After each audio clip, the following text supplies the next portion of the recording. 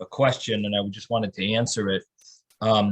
You had asked yesterday about the bracha of Beirei Nefashos, that there's the bracha that we recite for all foods that don't fall into the category of bread or from the 7 species. We recite a Beirei Nefashos.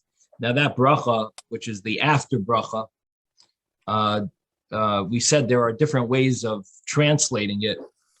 And according to some opinions in the Gemara, of course, it's halacha, but there were opinions in the Gemara that bracha was only recited on meat or on eggs.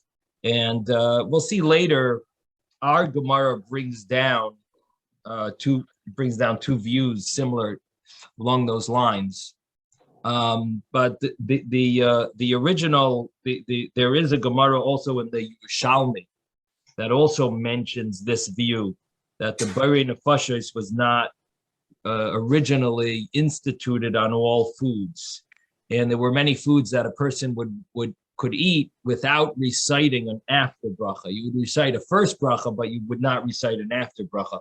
So here in the Yerushalmi, it brings down what was Rebbe. It says Rebbe kishahaya oichel basaroi beitza, when he would eat meat or eggs.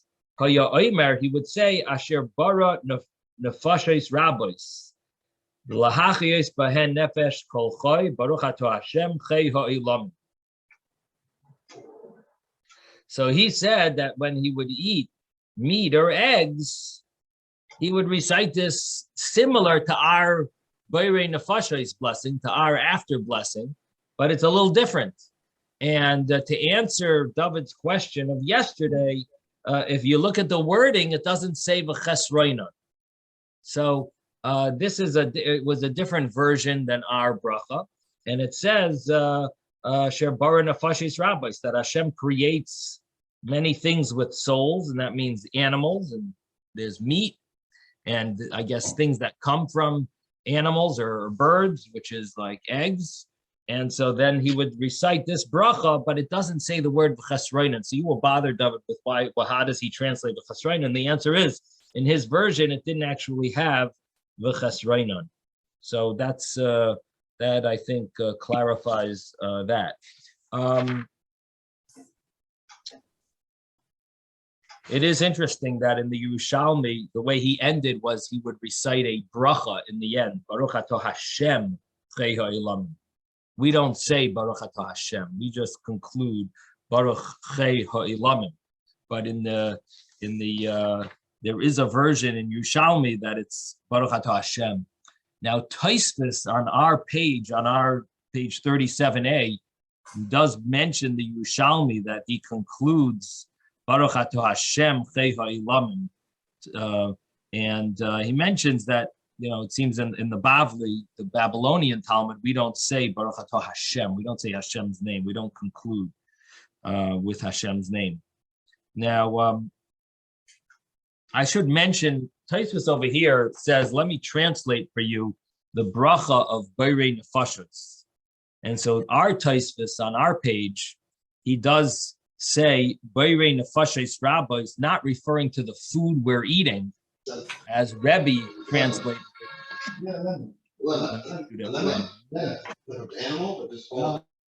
Okay.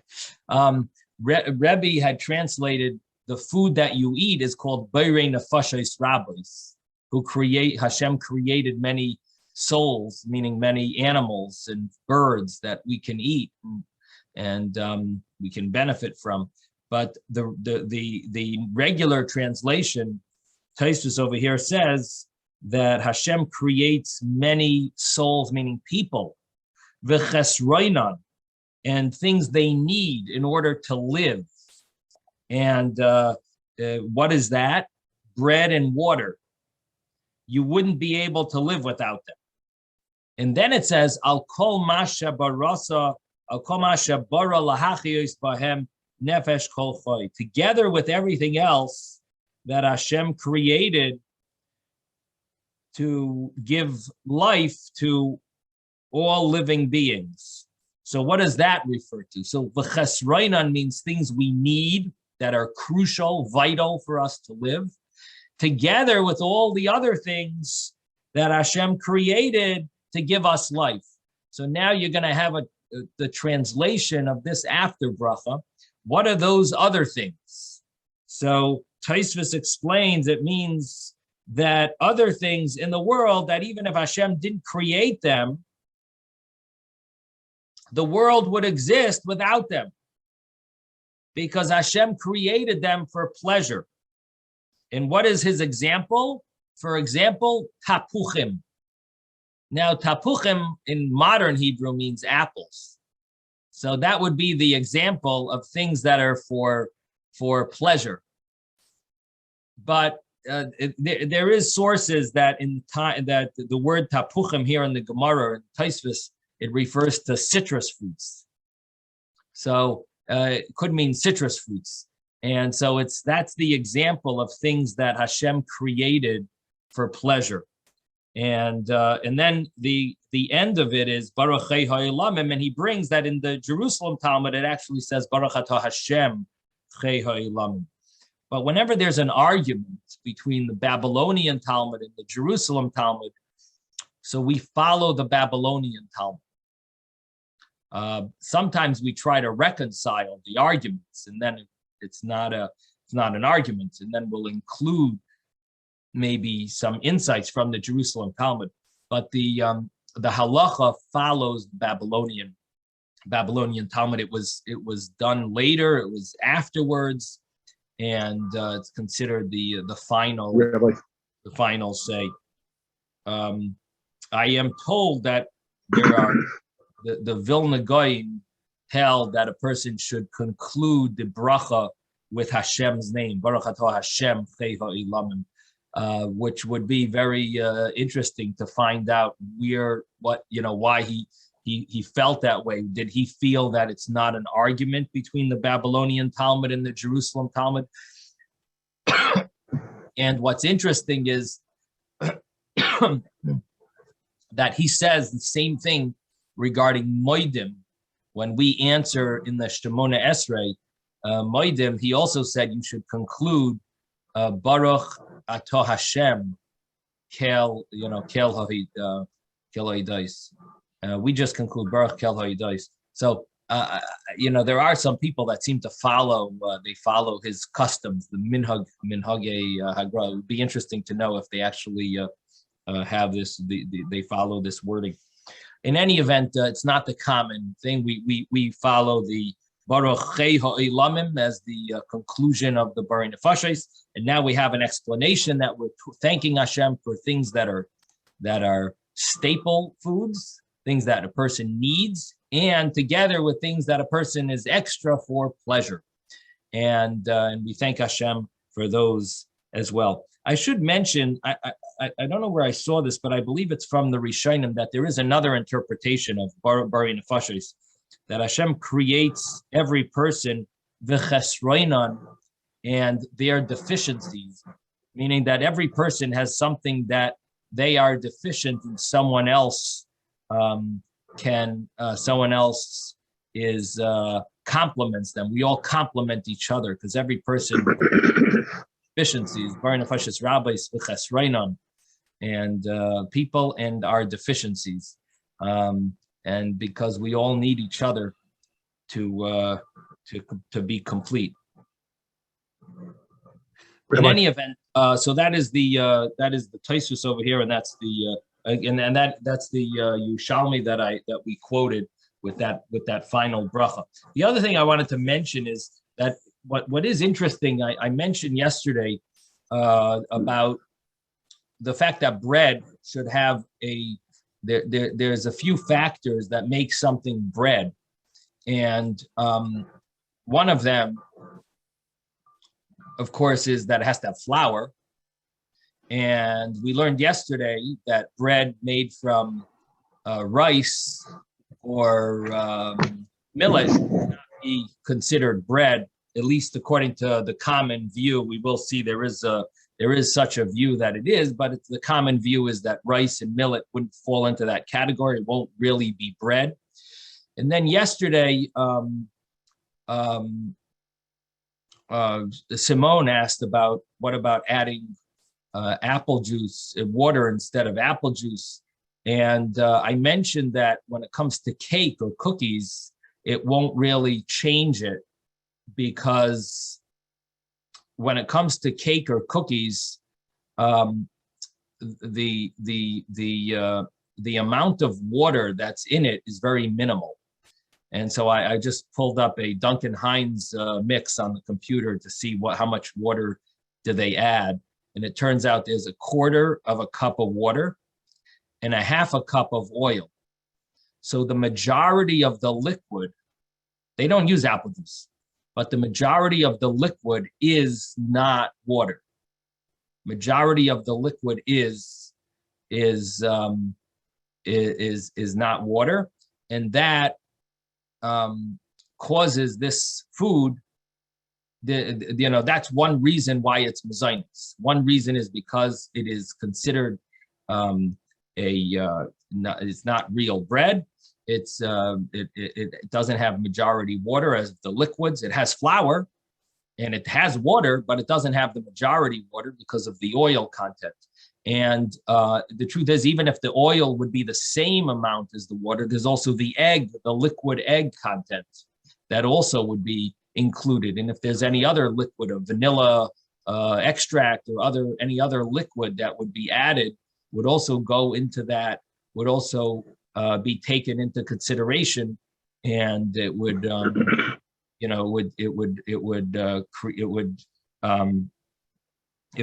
that equation.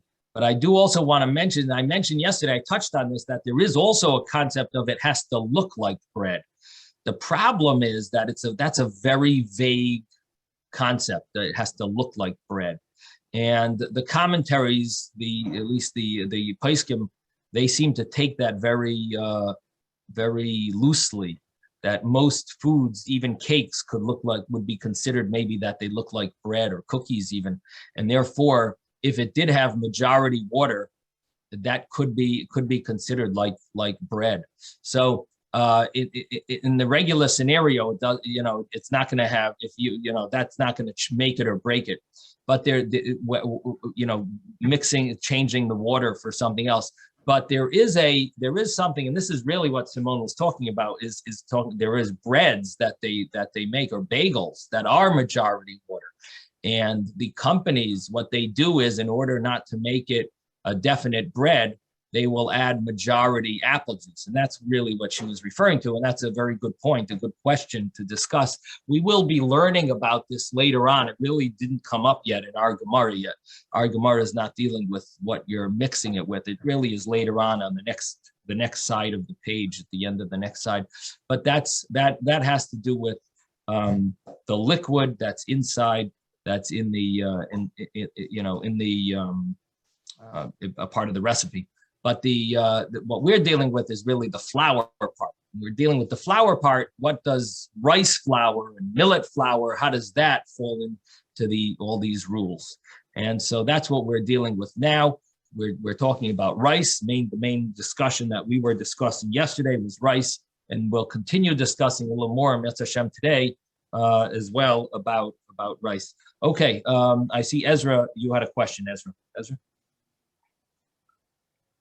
It wasn't a question. It's the statement. Okay. The apple juice in matzah ashira, that depending upon who you talk to, consider it as that you can make a hamotzi lechem min haaretz for one group. Another group basically says borei minei mezonot, and they can't use it as a bread. So can you give a little bit on that? Yeah, there is a. I should qualify what I said. The Sephardic ruling on I'm told, or if I remember correctly from learning it, is different than the Ashkenazic way we see things. So, for example, our challah, I'm told that maybe Sephardic people would not recite Hamaitzi on it because it has so much, it has a lot of other liquid in it that even though it's majority water, but because of all the other liquid in it, might not be hamaitzi according to them. Is that true, Ezra? That our challah is, you're not sure. And the matzah, Ezra is talking about egg matzah. And egg matzah, we generally recite on egg matzah mezainos because there's no water in it. And but Ezra is telling me that some opinions are hamaitzi. Is that what you're saying? For matzah shira, I know that in the situation where Pesach falls or Motzei Shabbat, and we have or on Shabbat. So could you, right, okay, fine. There are scenarios where you'd like to make the hamaitzi. So what Ezra is talking about is something that I didn't touch upon, and that is pas haba bekisnin. That, we spoke about cake and cookies, but I didn't really take it too far. What happens if you decide, that you're going to have a meal out of danishes because you love danishes, and that's going to be your lunch. Your lunch is going to be 2 danishes, 2 large. You know how some New York they make these huge danishes, so you want 2 of them for lunch, and that will be your lunch. Of course, no one's around and no one's going to tell you anything, and that's going to be your lunch. So what would the bracha be on that? And the bracha on that would be hamaitzi. You would recite a hamaitzi on that, and it has to do with the size, the amount in it, and the fact that you're su'uda, you're setting it as your meal. And so this is a scenario where something that normally should be a mezainos actually turns into a meal, and it would be, and that's the case where Ezra's talking about, where you have matzah. If you have matzah, that's really mezainos, but if that is your meal, you're setting your Shabbos meal on that matzah, and you're eating a certain amount of it that would make it considered that you could establish your meal on it. That would be give it the ruling of a hamaitzi. Again, we're going to be talking about these later, so we're sort of jumping ahead. But that's what Ezra is referring to, and thank you, Ezra, for bringing it up. Yes, Moshe. Okay, Kemach Yishan affects the whether it's hamotzi or mazonot also. I mean, isn't it? If it's like cake, really? If you're using Kemach Yishan, I mean, that's also it's almost like cake. You know what I'm saying? I'm not aware of that. Why would Kemach Yishan change it? I didn't know that. Because it's more. It's not like the other flour. It makes it more. It gives it more of a sweeter taste to it. It tends to be more like cake. But you were saying about I don't think so. I would question that. I don't know if that's correct. Doesn't sit right with me. But you could look into it further if you find anything on it. I'd like to see. I don't believe that. The other question I had. Yeah. The other question is the Yerushalmi Talmud. Does that also Schottenstein has also translated that also, or is it just the Babylonian? They didn't finish translating it. They translated a number of volumes, but they haven't completed it yet, as far as I know. Okay. What about one other question? I want to answer is there a resource center at the Beit Knesset that you're at? I mean, I know that you're on 6th Avenue, if I'm not mistaken, correct? And I was just curious to know if that's a resource center where you can, take out Sforim. I am thrilled to lend you any sefer you want. This is my headquarters. It's my house. I do have a nice amount of books, but I wouldn't call it a lot. I wouldn't, I don't know if it could compare to like a real library. But you're welcome to borrow a sefer if you want. If you want to know a good source of books, if you want Hebrew books, the best source is there's a program online called HebrewBooks.org, and they have made copies of every Hebrew book, and all you got to do is like go on their website and you can. They must have millions. It's unbelievable. HebrewBooks.org. Nice. And then if you have money to spend, there's another competing company called the slips my mind now, but there's a competing company that charges, and they have reprinted many books, and they have a lot of the latest books in Hebrew on Talmudic study and other things. I forget the name of it. It'll come to me after, but it's okay. Could you text me this information? Would yeah, it be I'll text it to possible? you. Yeah. Thank you very much. Safaria has everything. Oh yeah, Safaria also is a good one. Thank you. Yeah, Safaria also has a lot of books and translates them as well. A lot of, at least the Tanakh and the Talmud. Yeah, I know. And so that's a website. All right. Okay. Thank you. Okay, so let's see. So where are we holding here? So let's go over what we did yesterday. But I have a quick question. Oh yeah. Is milk included in the Borei Nefashot? Milk, yeah. Yeah. Okay. Yeah, milk would be something you would recite a Borei Nefashos on. Thank you. Yeah. Okay, so yesterday we learned. What did we learn? We learned about the law of foods that have rice and millet mixed into them, or in the bracha on rice and millet alone. And we mentioned that Rav and Shmuel implied that foods that have rice and millet in them would not become subservient to the rice and millet. And we would not necessarily say the rice and the millet are the primary food. We would say that about the 5 grains: wheat, rye, barley, spelt, oatmeal. Those would be, everything else would be subservient to the 5 grains, and the 5 grains would be called primary. Even if they're a small amount, they would be considered primary. But with rice and millet, we wouldn't say that. We also said, what about if you have rice and millet on its own? And rice and millet on its own would not get the Borei Minei Mezainos bracha. That's what we said from Rav and Shmuel, based on their 2 statements, that if you ate rice and millet alone, they would not get the bracha Borei Minei. They would not get the bracha Borei Minei Mezainos. And the Gemara tried to prove that wrong. In the first place, it tried to prove it wrong was when it brought a case where a person baked bread from rice and millet bread, and the Gemara said that if you have this bread, you recite the bracha in the beginning and in the end, like Maaseh Kedera. So that implied that it means that you would have to recite a Borei Minei Mezainos on this bread.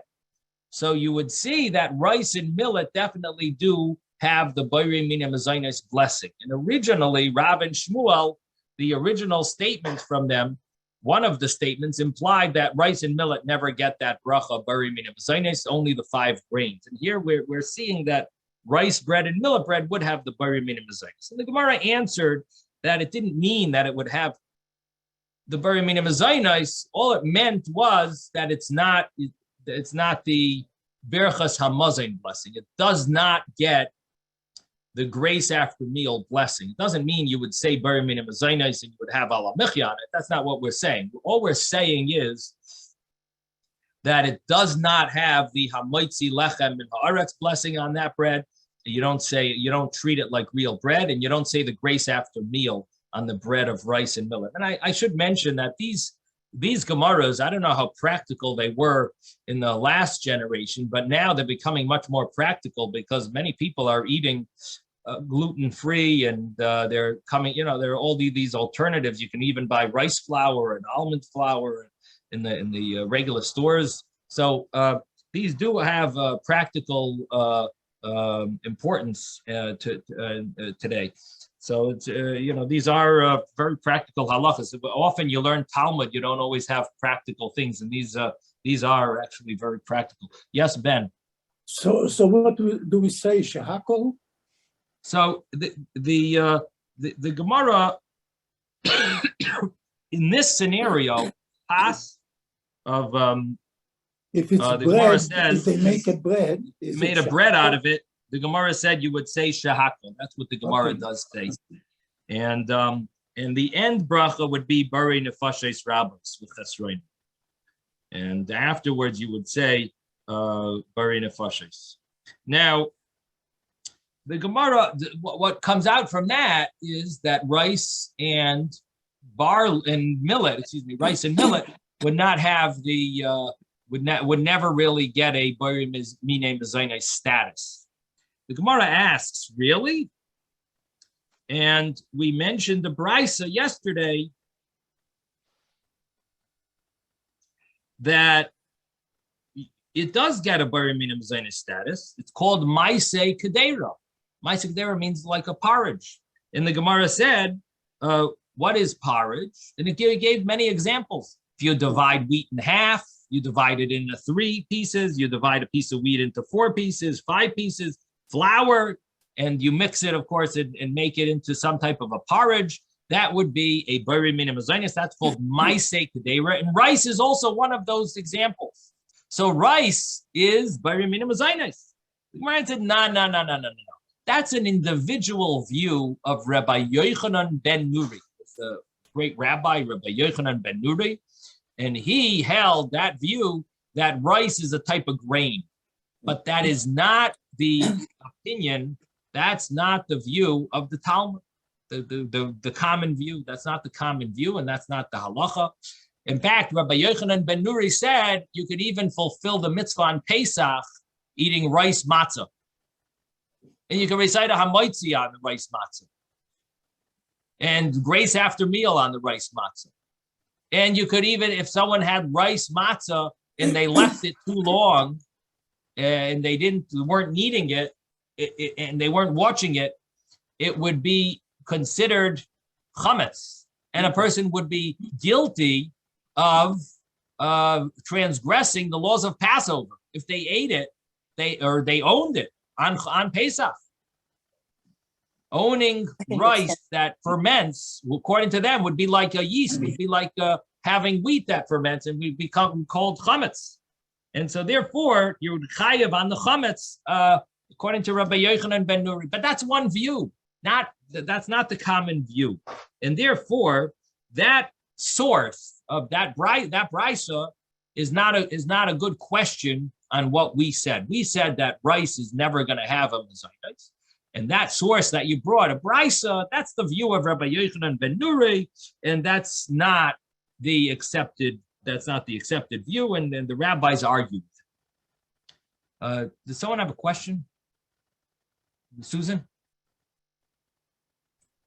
I just want to make sure that rice matzah is fulfilling the... It's not. It is not fulfilling the obligation. But if someone is gluten-free, they do sell oat matzah.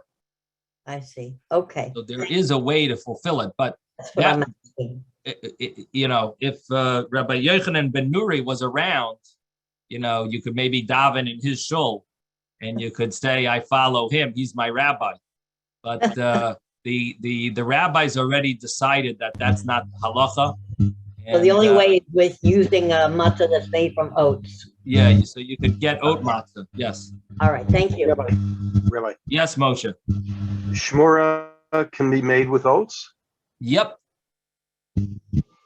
We don't encourage people to eat matzahs other than wheat matzah unless they have a health issue.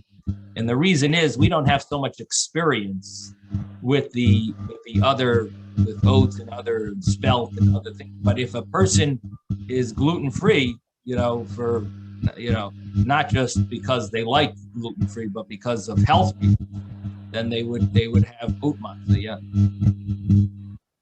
Thank you. Okay. Let me mute everyone.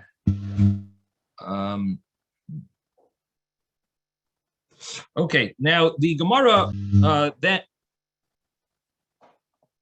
then mentioned another source, And the other source the Gemara mentioned was that if a person eats a piece, a kernel of wheat, he would recite a bar priha adama on it. But if a person ground it, baked it, and then cooked it, and Ben explained to us maybe the reason he's doing it is because it's too hard if he just ate the bread. So he would then maybe boil it afterwards, and this way it would be easier on his teeth. Maybe he doesn't have teeth or has a toothache, whatever it is. But the point is that would be a good example. Thank you, Ben, for giving us a scenario where it makes sense someone's doing this. But basically, the question is, what would the bracha be on this bread?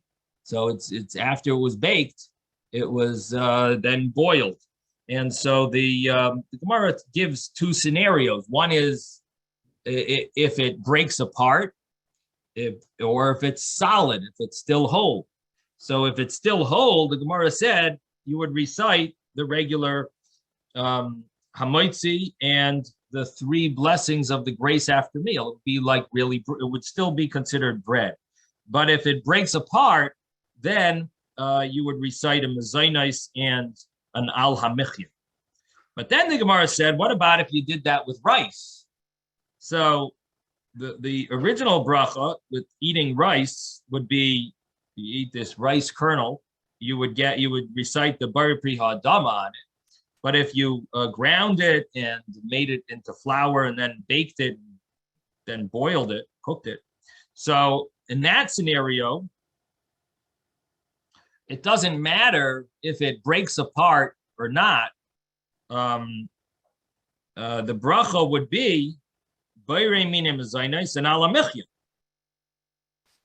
now, what we see from here is that there is a source that rice could have if you make it into a cookie or bread or whatever it is, there is an option of reciting mezainis even on foods that are from the 5 grains, and like rice. So here you have a case of rice that's going to have the bracha mezainis. In this scenario, it was baked, it was boiled, it has mezainis. So you see that rice carries with it an option of mezainis, of being considered a sustaining grain. And the rabbis say, well, maybe this is Rabbi Yochanan ben Nuri's view. Maybe that's why this is the bracha is mezainis. The Gemara says, no, that can't be. Rabbi Yochanan ben Nuri says rice is the same as wheat. According to him, you would even recite a hamoitzi on it if it's solid, if the pieces are together. Rabbi Yochanan ben Nuri, again, that view of Rabbi Yochanan ben Nuri that considers rice as one of the grains, that view would say that the rice bread that you baked and then you cooked, you would recite a hamoitzi on it. In this brisa says the bracha would be mezainis. So it's going down a level that it's not hamaitzi, it's mezainis. So it can't be Rabbi Yochanan ben Nuri. Again, Rabbi Yochanan ben Nuri believes that rice is the same as wheat. And therefore, the brisa can't fit with Rabbi Yochanan ben Nuri. So what must we say? It goes like the rabbis. And this proves that the rabbis hold that rice should be a mezainis. So the Gemara concludes and says, Tiyufta the Rabu Shmuel Tiyufta. This proves wrong Rav and Shmuel. We've proved them wrong. Again, Rav and Shmuel said the only foods that can get a mezainis were the 5 grains.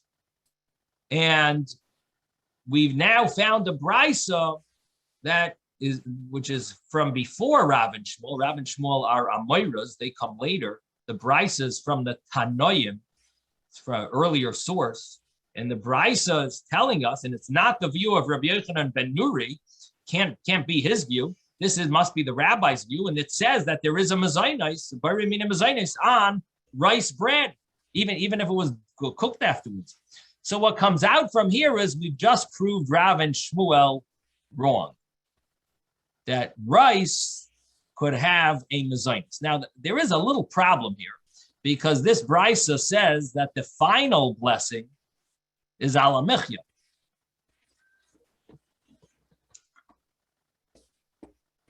And that's not what's commonly recited on rice. Rabbi, Now, I have a question. if I Yes. may. Yeah. So I'm wondering, so I think at one point yesterday you said the five grains are the grains growing in Israel, but there's a sense of nutrition or nourishment or whatever the word was, that it's sustaining, I think was the word used, sustaining. And I'm thinking that maybe Rabbi Yochanan ben Nuri had some experience, let's say with, it's just an example, China or someplace where rice is the sustaining grain. In other words, it's not what you use to live on if you're in the Middle East, but if you're in the Far East, then instead of growing wheat, you're growing rice, and that is what you're living, that's the sustenance grain there. And that would put it perhaps in a different category for him or for somebody who had that particular worldview. In other words, is it because are these five grains, of course they grow in Israel, they're the grains of Israel, or is there this sense of it's the sustaining sustenance value of the grains that puts them in a special category? Okay, so that's a good question. So what it seems like from his view is not that he lived in a different area than the other rabbis, but because according to that, we would say it depends where you live, and that's where the way the bracha should be. But the point is that he felt that the meaning of the verse has to do with sustaining, with a mainstay food. The rabbis understood the verse to specifically refer to those five grains. Because the five grains come from Israel, and whereas he's saying it's because of the sustaining nature of the grain. Is that So correct, something along those lines, either because they come from Israel or because it's a combination of both. It's a combination of the food that Israel is blessed with and the sustaining element of it.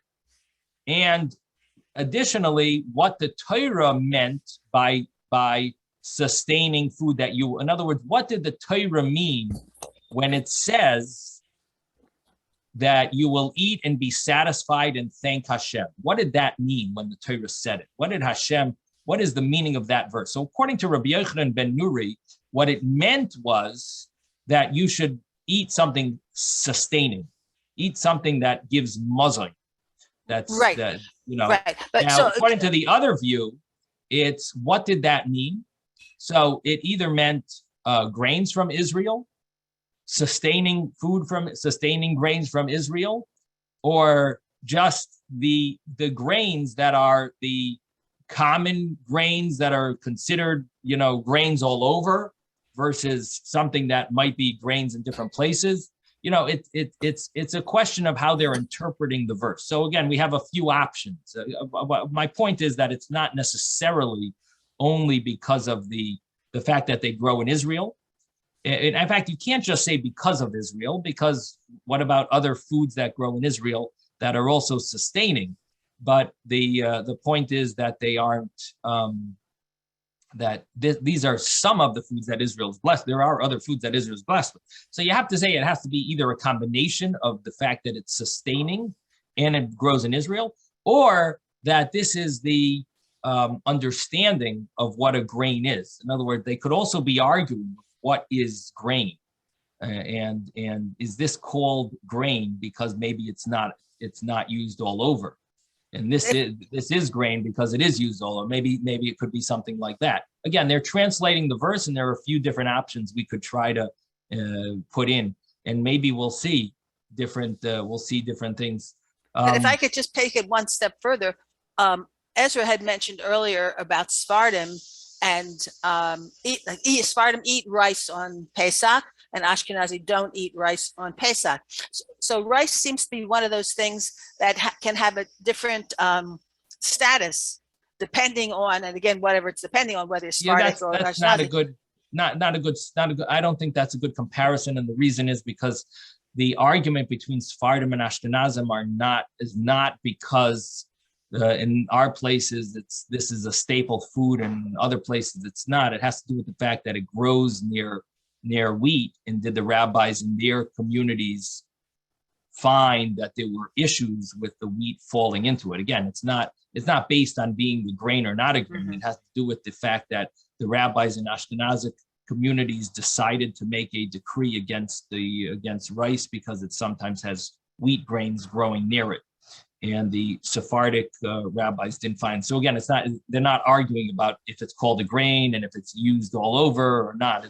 That's not really connected to this. It is an argument, and you're right, but it's not connected to this discussion about being the grain and being sustaining. Mhm. Yes, Ezra. You're muted. I think the fact that Rabbi Yochanan ben Nuri says that the final bracha is the main shalosh, the fact that it's the shortened version, basically is saying is that No, yes, Rabbi I Yochanan can, ben Nuri doesn't say that. Rabbi Yochanan ben Nuri says would say hamoitzi lechem min haaretz, just like no, I wheat, said the final or the bracha. price. The final bracha on what? Well, it says here, he says, according to him, it would be, you would say, Hamotzim lechem min haaretz, that's the first bracha. Mhm. And then Me'en Shalosh, the final bracha. So basically what he's saying is, Not me'ein shalosh, shalosh brachas. He would say it would be shalosh brachas, the grace after meal, according to Rabbi Yochanan ben Nuri. oh, The so shalosh brachas. he wouldn't say the fourth. Shalosh brachas is the term for grace for Birchat Hamazon, and it's a term used even before they established the fourth bracha. Okay. So they always call it All right. shalosh brachas, but it doesn't mean to exclude the fourth bracha. And the me'ein Okay. shalosh is the same thing, because if you look in the Alamichya, there is an additional sentence at the end that it says Kiata Hashem toivu meitav al koil, toivu meitav al kol b'nei l'chol haaretz v'al hamichya.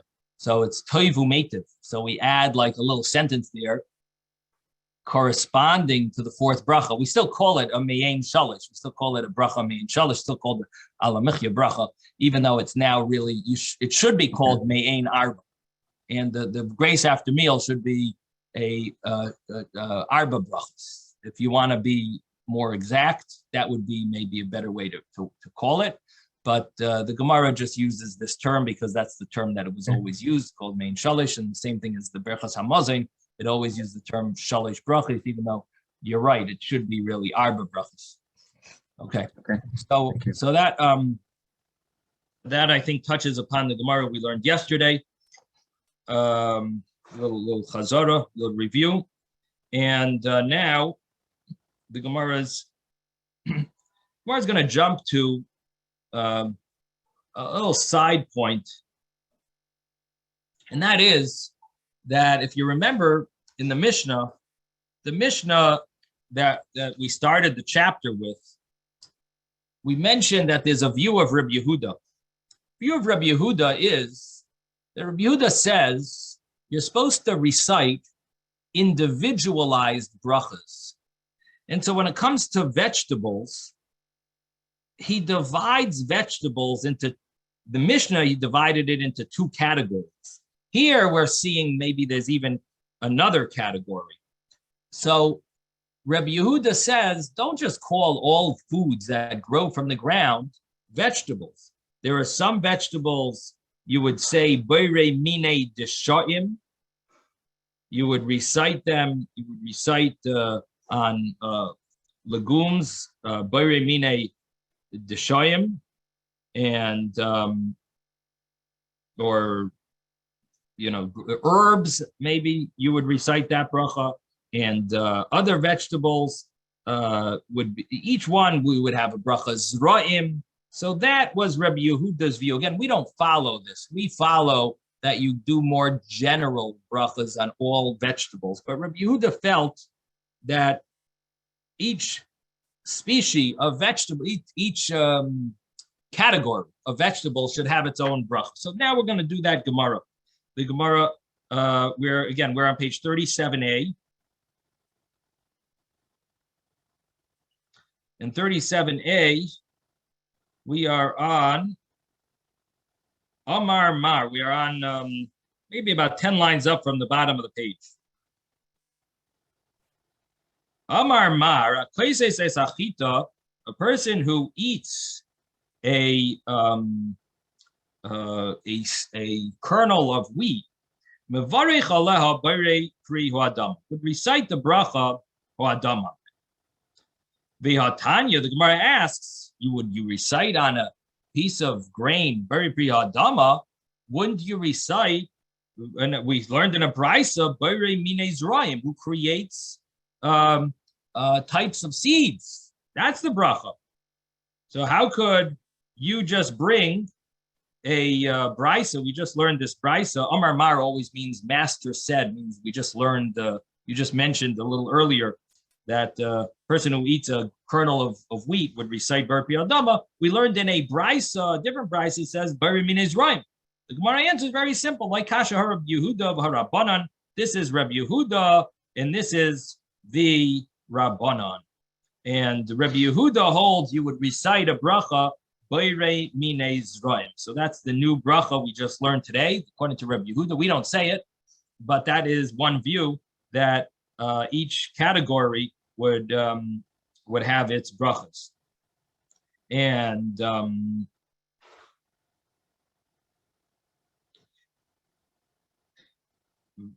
Tanan, because we learned in the Mishnah, Val Yeraka Yisamer Bar Pri Adama, on vegetables you say Bar Pri Adama, Rabbi Yehuda Bar Mine Deshayim, he said you would recite a bracha of Bar Mine Deshayim, a certain category within vegetables.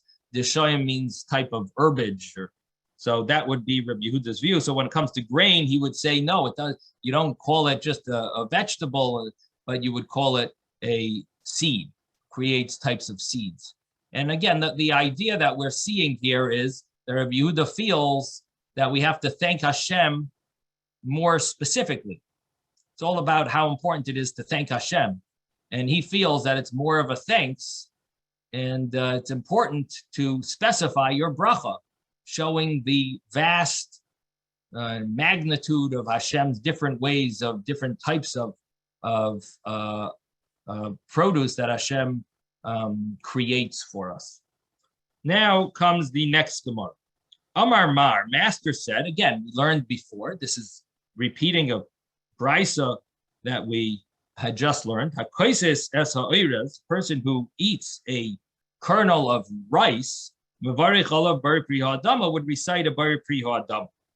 Tachnai afayu bishlai, if he ground it, he baked it, he cooked it, aval pisha prusais kayamais, even though the pieces still stay intact,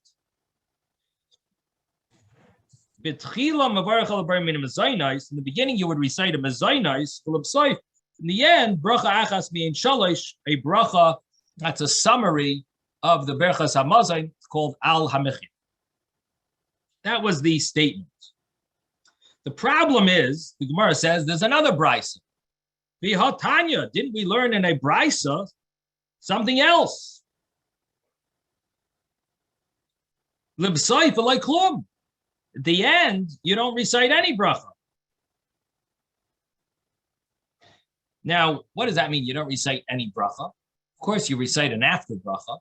It means it's not from the brachas of the fruit of Eretz Yisrael. You don't recite anything, no such thing, no such bracha of the fruit of Eretz Yisrael, but rather you would recite, of course, thanks of all the other stuff. The rest of the food in the world, you would recite. That's the bracha you would recite. But v'loi klum is used when it's saying you don't recite the bracha that's used for Eretz Yisrael, Israel fruits, Israel produce, And that's, it's considered like nothing. All the other stuff, the brachas on it is considered like you're not reciting, so it's v'loi klum. It's not considered. The commentaries struggle with why are we calling it nothing, the bracha on bari nefashos. And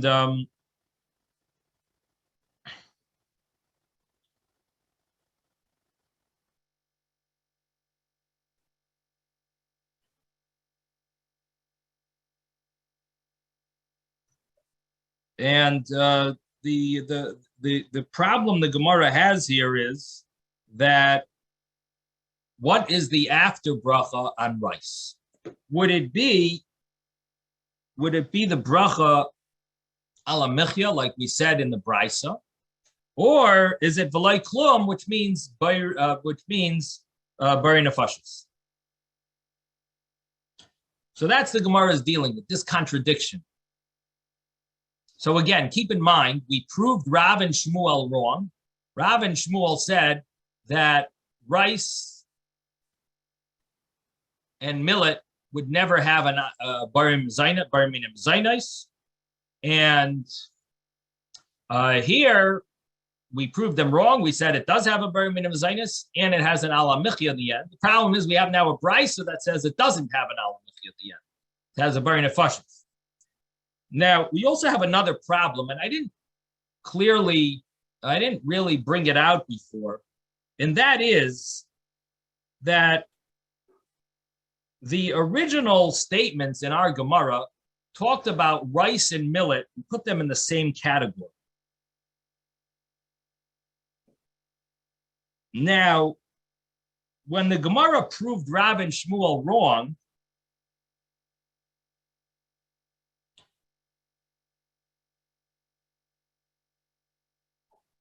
the Gemara said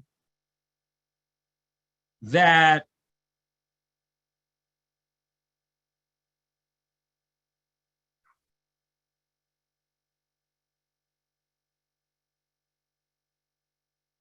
the Gemara mentions rice without millet a few times. And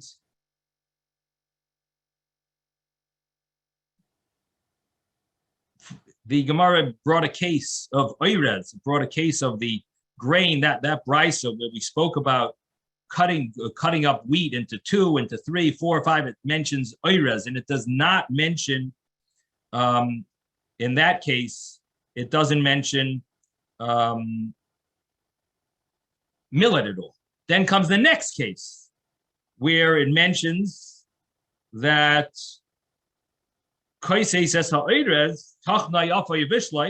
next brisa, it proves, where we proved Rav and Shmuel wrong, it only mentions the oirez, the rice. It does not mention millet.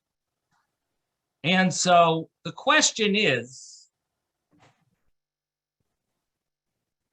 what is the law with millet? We've proved Rav and Shmuel wrong regarding oirez. And again, I've been translating oirez as rice, which is not necessarily so.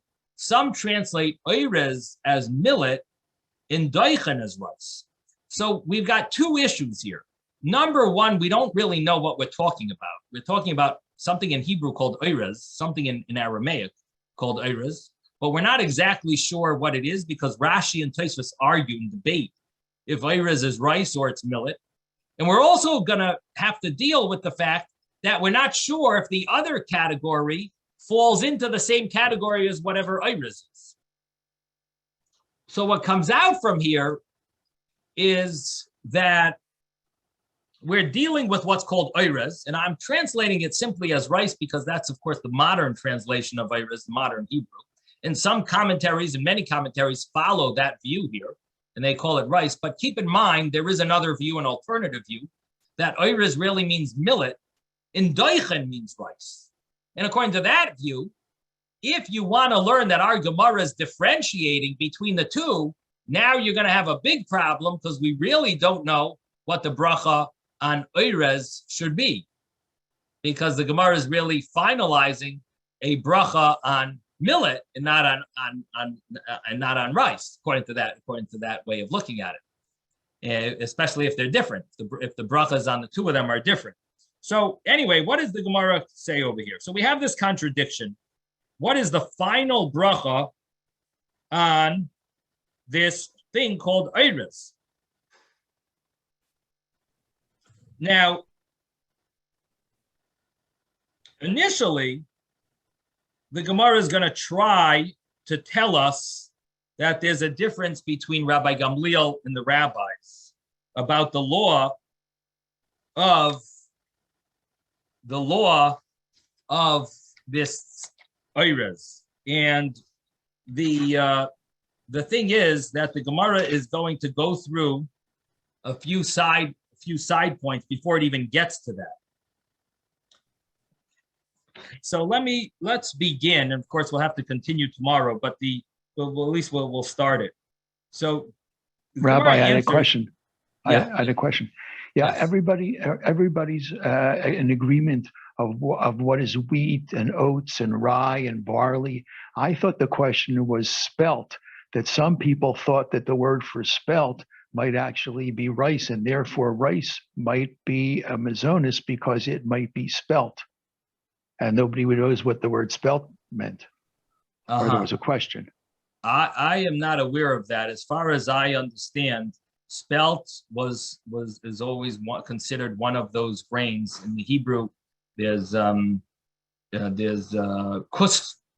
kusmin was spelt, right? The chita sa'ira shibayla shual is oats, shifain is rye, and kusmin, if I'm not mistaken, that would be the word for spelt. So I don't think that spelt was an issue. From my understanding, it's oirez and doichen is either rice or millet and rice. But if you find anything else, I'd like to see it. So share it with us if you find anything. So if it's not one of the five, why would it be considered a possibility of a mazonis? Discussion. So what do you think? I thought it was Rabbi because Shmuel it was said what you said. You do have a source, what you're saying. Rabbi Shmuel followed that logic. The Gemara didn't like it. So the Gemara felt it must be a mezainis. So the Gemara wasn't happy with that. But your logic followed Rabbi Shmuel. That's true. It seems that it has something to do with the fact that rice is considered a very sustaining food. That's what it seems like. That's why the Gemara wants. I mean, we did see a Rabbi Yochanan ben Nuri that felt it's even one of the grains. So it does seem to have a very strong element of sustenance, sustaining to it. That maybe could give it the word mazon. Okay, did someone else have a question? Okay, let me just begin then. I know we only have a minute left. The Tanya we learned in a Bryce. Amar Rav Sheshes, excuse me. So we are 8 lines up from the bottom of the page. Amar Rav Sheshes, Loy Kasha Harav Galil Harav Banan.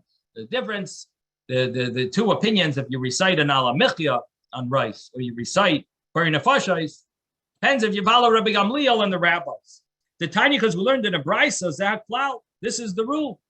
Kol shehu mishivas haminim from Gamliel HaMishalish Brochos. Anything that's from the 7 species gets a bracha, birchas hamazon. Final bracha is the birchas hamazon. According to Rabbi Gamliel, it says v'yachalta v'savata uveirachta. In the Torah, you will eat, be satisfied, and say the grace after meal. According to Rabbi Gamliel, that is referring to the 7 species. And the 7 species get the full grace after meal. You eat a few dates, you eat a few olives, you eat a few grapes, raisins. You would recite the full grace after meal, as long as you're satisfied. The rabbis say bracha achas v'yein shalish, that you recite what we call an ala michya. It's really al ha'etz, val tri ha'etz, for eating from the 7 grains. If it's the fruits, it's really al ha'etz. If it's the grains, you would recite an al hamichya. So that's the view of the rabbis. I'm going to stop here and we'll continue tomorrow. Mirz Hashem. Sei gesund, everyone. We'll see you later. Thank you, Rebbe. Thank you, Rabbi. Thank you. Thank you, Stay Rabbi. safe, everybody.